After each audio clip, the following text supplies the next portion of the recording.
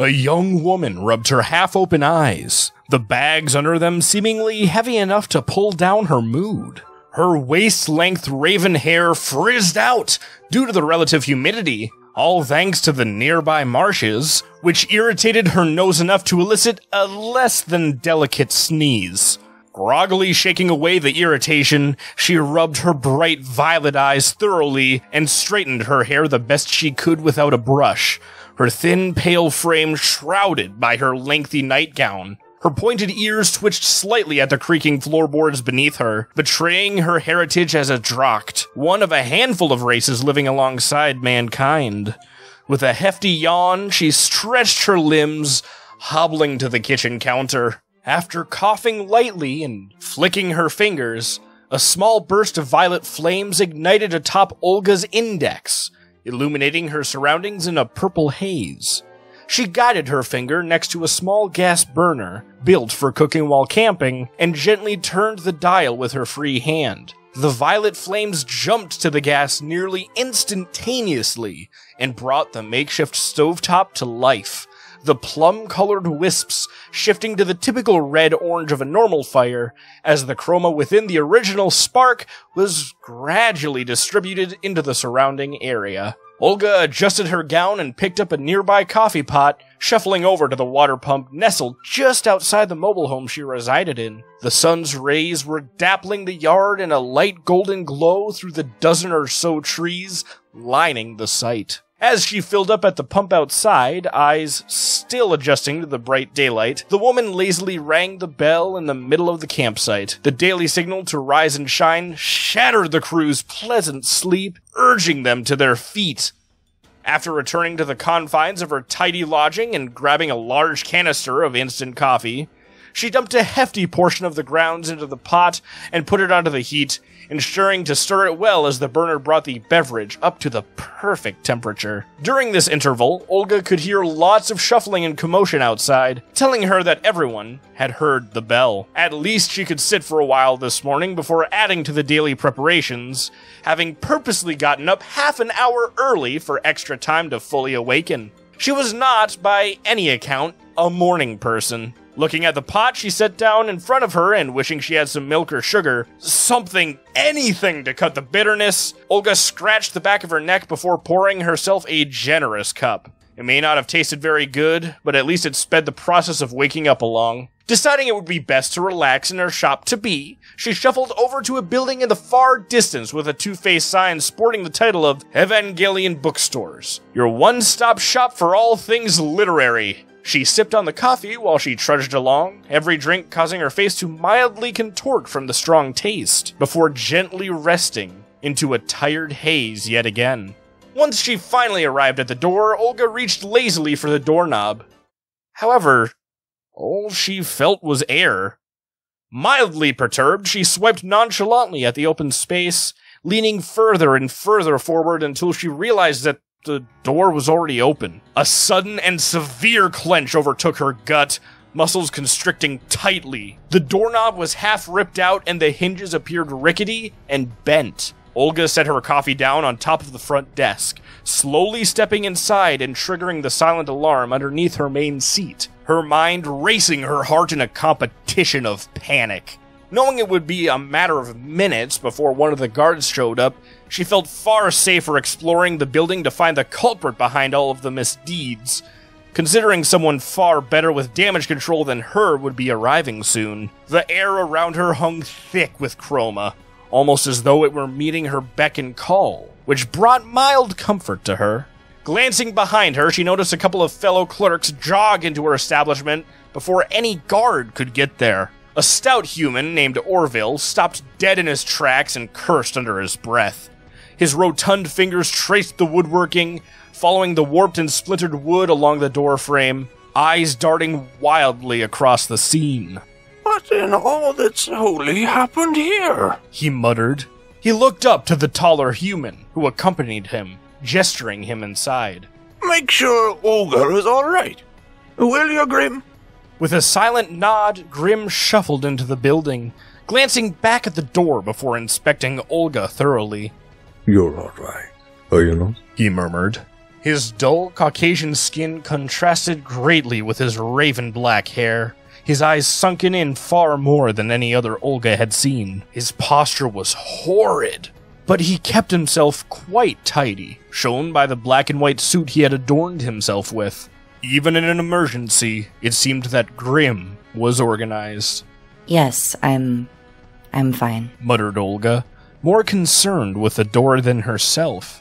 As Grimm was about to say something else, Orville interrupted, clearing his throat. Say, this was very clearly busted open from the handle. Almost like someone tried to open the door without turning it. Not to mention, this is a pull door from the outside. I'll trace any tracks I can find. Pointing at his partner, the stout merchant added, Keep her safe, Grimm. Yeah. Grimm scoffed as Orville summoned up a healthy dose of chroma into the shape of a lens, magnifying his sightline significantly. Remembering something, the shorter man fully turned to face Grimm. Say, is your chroma back to normal? I know you drained a lot of it the other day during that attempted burglary. I want to be sure you can still use magic, if you need to. Yes, it is. Thank you. You know how it goes. If you've got a tad left, it all comes back eventually. Now stop fretting over me and go track down whoever did this. With a dismissing handwave from his taller ally, Orville sighed and began tracing anything he could spot. Grimm turned to Olga yet again, once the former was out of earshot. So something busted in.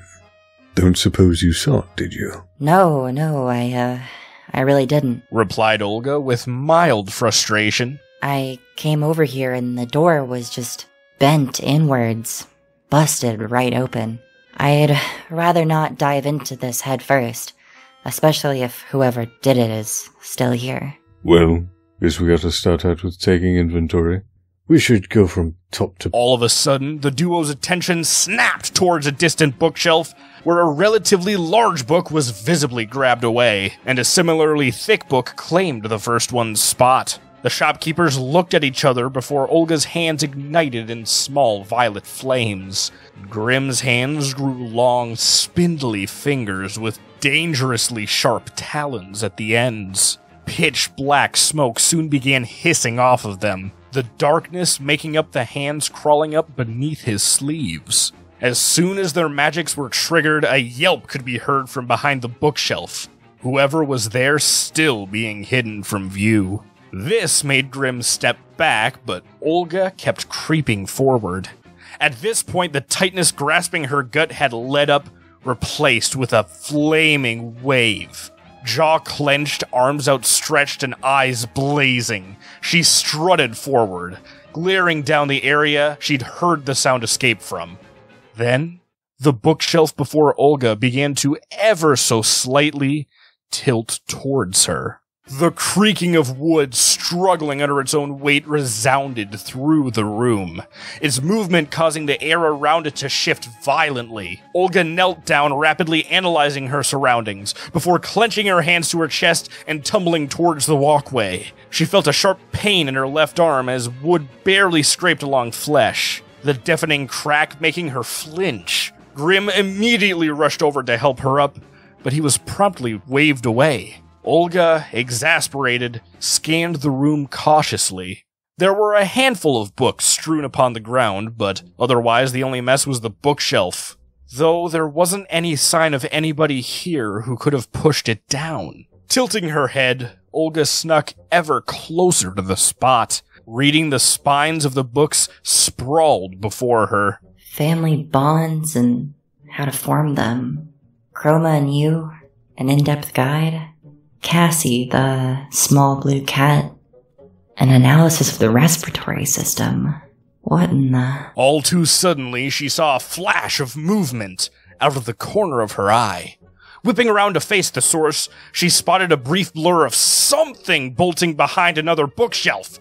She squinted her eyes, trying to tilt her head to peer around the corner and spot whatever this thing was, when a booming voice, all too familiar, nearly made her jump out of her skin and caused a scream to escape Grimm's lips. Olga, you in here? Yes, Braun. I'm right here. Sighed Olga, breathing slightly heavily with a hand placed over her collarbone. Grimm simply walked out of the shop in agitation. You really don't need to be quite so loud. My apologies, chuckled Braun, cheeks rosy as ever. His body was sculpted and honed over a couple decades of intense training and heavy-duty work, greenish-tan skin glistening in the sun. His red-orange eyes glittered with excitement at seeing Olga, his tight-fitting work shirt and jeans barely containing his muscles. His tool belt was stocked full of defensive tools, from batons to tasers to a couple of flashbangs. Having overlooked construction as a guard for several years, Braun knew what he'd need in any scenario and made sure to have it prepared. Perhaps the most noticeable tool at his disposal, however, was the massive pair of gauntlets dangling from his side. They were a deep, dark brown with black and gold lacing tying them together. They had every sort of bruise imaginable, from scorch marks to acid burns, sewn together tears, gashes, and everything in between. The mutant man always wore a broad grin, though his comforting smile had grown significantly less welcome for Olga as of late, due to one simple, yet highly irritating reason. Oh, why couldn't they send someone who wouldn't try to hit on me? Oh, nothing. Just, help me grab this guy, okay? He's right over... As Olga was about to point to where she saw the blur go to, it bolted right towards her and Braun, warranting a yelp from the former. The guard just braced himself for impact. But it never came.